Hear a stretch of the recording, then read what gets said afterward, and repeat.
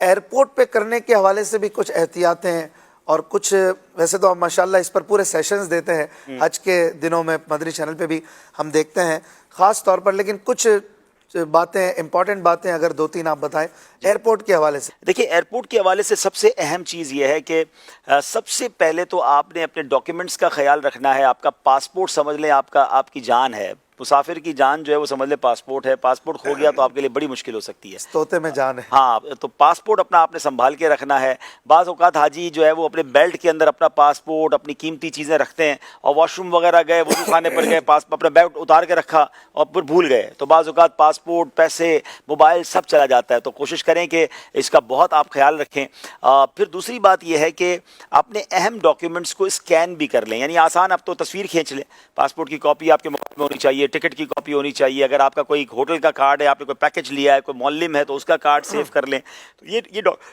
Document آپ کو بہت کام آئیں گے۔ اچھا، پھر اس کے بعد ایک بڑی غلطی جو ہوتی ہے کہ ہم بعض اوقات کسی کا سامان لے جاتے ہیں،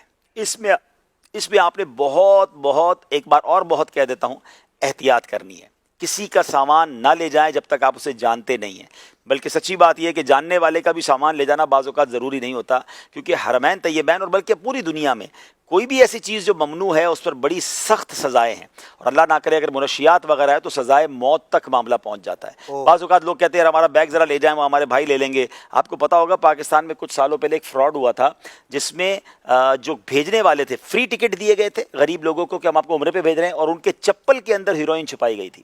اور وہ پورا خاندان گرفتار ہوا تھا، اس پورے خاندان کو سزائے موت سنا دی گئی۔ یہ تو الگ بات ہے کہ حکومت انوالو ہوئی اور اس کے بعد وہ پتہ چلا اس خاندان کے ساتھ دھوکہ ہوا، پھر ان کو رہائی ملی، مگر ایک بہت لمبا معاملہ ہو گیا، اور یہ تو ان کے ساتھ ہو گیا، ورنہ تو پتہ نہیں کتنوں کی جانیں چلی جائیں گی۔ تو ہمیں کبھی بھی کسی بھی صورت بھی کسی کا کوئی تحفہ، کسی کا کوئی سامان نہیں لینا چاہیے جب تک آپ اس کو بہت اچھی طرح نہ جانتے ہوں۔ میں اپنی احتیاط بتاتا ہوں، مجھے بعض اوقات کوئی کہتا ہے کہ یار ہمیں یہ فلاں دوائی بھجوانی ہے یا فلاں مٹھائی بھجوانی ہے، تو اول تو میں لیتا نہیں ہوں، اور جب لگتا ہے کہ بہت قریبی ہے تو میں کہتا ہوں دوائی کا نام لے لیں، میں خود خرید لوں گا، ٹھیک ہے نا، تاکہ مجھے پتہ ہے میں نے خریدی ہے، کیونکہ میرے بیگ سے نکلی تو میں نہیں کہہ سکوں گا مجھے کسی اور نے دی ہے۔ ایئرپورٹ پہ ایک اور بھی بعض اوقات مسٹیک لوگ کرتے ہیں کہ کوئی ہمیں ایئرپورٹ پہ کہتا ہے، یا کوئی بزرگ ہوتے ہیں یا خاتون ہوتے ہیں کہ بیٹا ذرا یہ میرا بیگ اٹھا لیں، میں آپ سے جدہ ایئرپورٹ پہ لے لوں گی۔ تو آپ بالکل سارا سفر مکہ مدینے میں لوگوں کی خدمت کریں، ایئرپورٹ پر احتیاط کر لیں، آپ کو نہیں پتا کہ اس بیگ میں کیا ہے، اگر وہ آپ کے ہاتھ میں ہے، آپ کی کسٹڈی میں ہے، آپ کے نام سے بک ہوا ہے، تو اس کی تمام تر ذمہ داری آپ پر ہوگی، تو یہ جان تک جا سکتی ہے، آپ برسوں کے لیے قید ہو سکتے ہیں،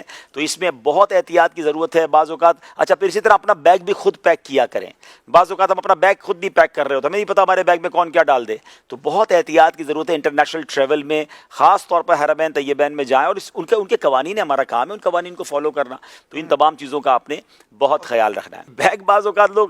4 لاکھ کا سفر کر رہے ہیں، بیگ 3000 والا خریدنا ہے، بھئی آپ نے جب 3-4 لاکھ عمرے پہ خرچ کیے تو 10-15 ہزار 20 ہزار والا بیگ لے لیں، اس نیت سے لیں کہ انشاءاللہ اس بیگ کے ساتھ 12 بار مدینے جاؤں گا انشاءاللہ، تو مضبوط بیگ لیں۔ بیگ ٹوٹ گیا تو سمجھ لیں ٹانگ ٹوٹ گئی،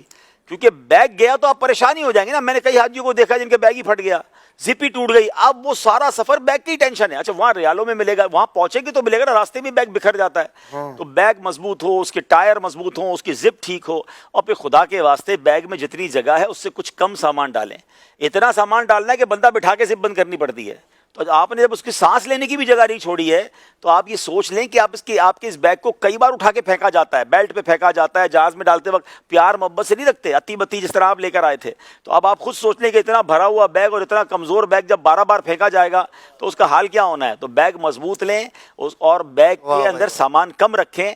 آخری بات بتا دیتا ہوں بیگ کے حوالے سے جو بڑی تجربے کی بات ہے، اپنے بیگ کا کلر وہ لیں جو نارملی لوگ نہیں لیتے۔ اچھا، آپ ریڈ کلر کا بیگ لے لیں، آپ اسکائی بلو کلر کا بیگ لے لیں، یلو کلر کا بیگ لے لیں۔ آپ کہیں گے یہ کیسے کلر بتا رہے ہیں، کیونکہ جب بیلٹ پہ سینکڑوں بیگ چل رہے ہوں گے نا، آپ کا بیگ آپ کو دوسرے نظر آ جائے گا، آپ فوراً جا کے اٹھا لیں گے یہ میرا بیگ ہے۔ بیگ کے اوپر کوئی ڈوری وغیرہ بھی اپنی نشانی کے لیے باندھیں، ورنہ وہی بلیک، وہی نیوی بلو، وہی گرے کلر آپ ہر بیگ کو اٹھا کے سمجھیں گے میرا بیگ ہے۔ اور بعض اوقات ایسا بھی ہوتا ہے کہ ہمارے جیسا بیگ اگر کسی اور کا ہے تو کوئی اور آپ کا بیگ لے کے چلا جائے گا، تو اپنا بیگ بالکل کلر ایسا چینج کر کے لے لیں، آپ دعائیں دیں گے انشاءاللہ ہزاروں بیگ میں اپنا بیگ آپ فوراً پہچان لیں گے۔ زبردست۔